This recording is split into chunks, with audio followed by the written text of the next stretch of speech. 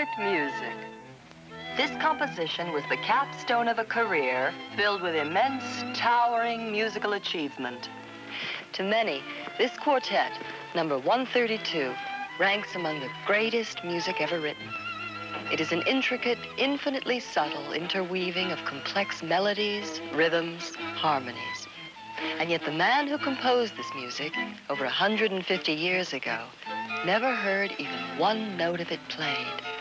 For his name was Ludwig von Beethoven, and by the time he wrote it, he was completely and irreversibly deaf.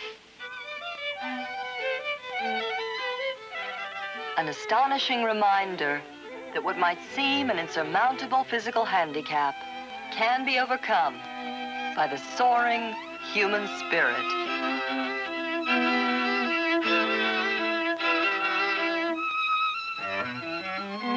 To create such memorable music, yet not to be able to hear a single note, is an astonishing achievement. Beethoven is justly famous. Yet there are others whose achievements are less well known, but as equally inspiring. In Churchville, New York, Monica Whalen is learning to use a remarkable device to overcome a birth defect called spina bifida. Monica, and thousands of other children born each year with the same defect, is paralyzed from the waist down.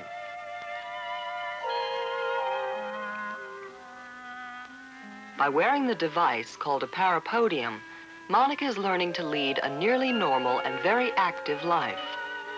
Without it, she would face the possibility of spending the rest of her life in a wheelchair.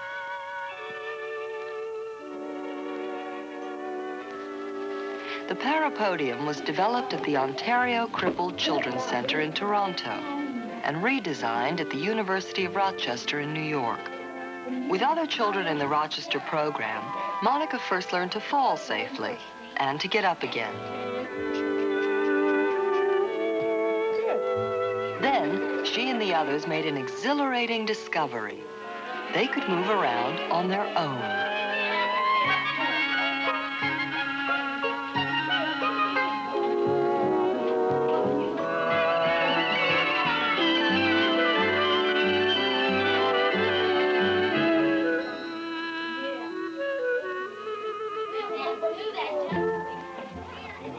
Attending a local public school, Monica revels in her freedom. She receives no special treatment and joins in all activities. So far, only children like Monica have used the parapodium.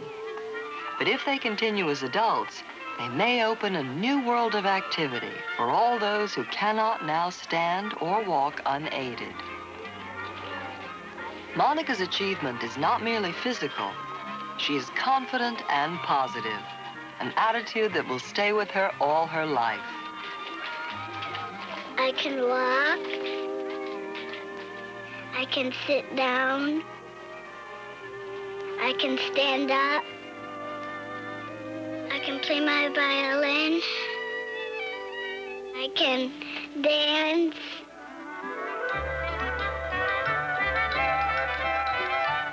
All by myself.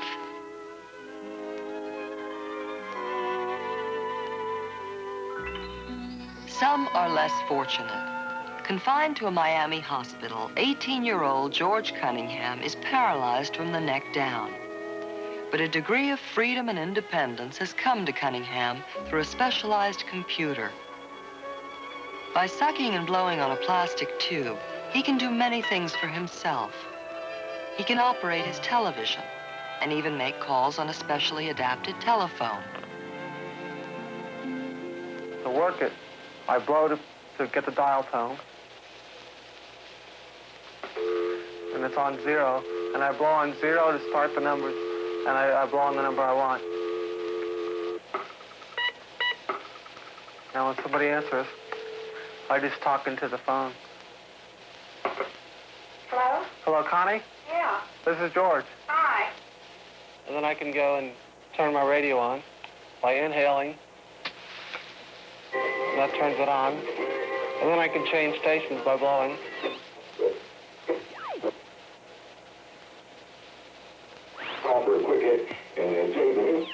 And eventually I can just turn it off.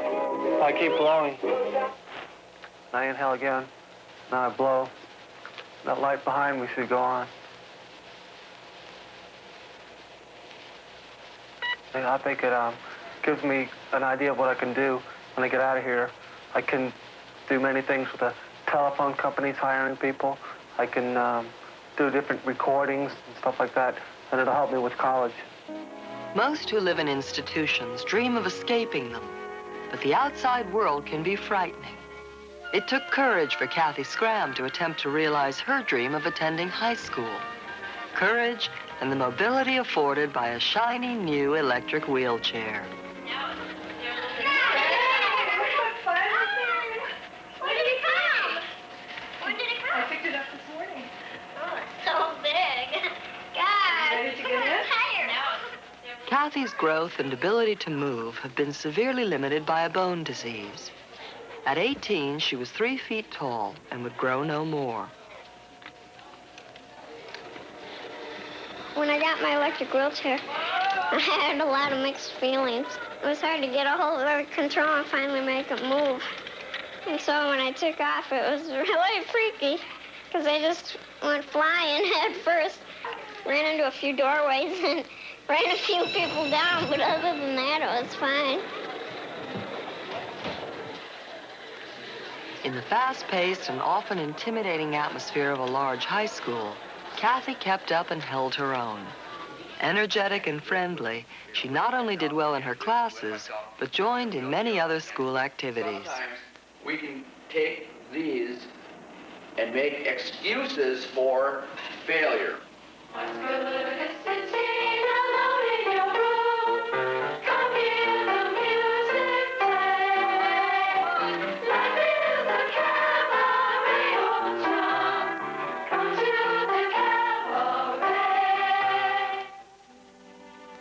After 4 years, Kathy joined her classmates on graduation day. She was living proof of her personal philosophy that the handicapped should always be trying new things. Today, she's training as a dietitian and plans a second career as a public speaker. Believe it or not.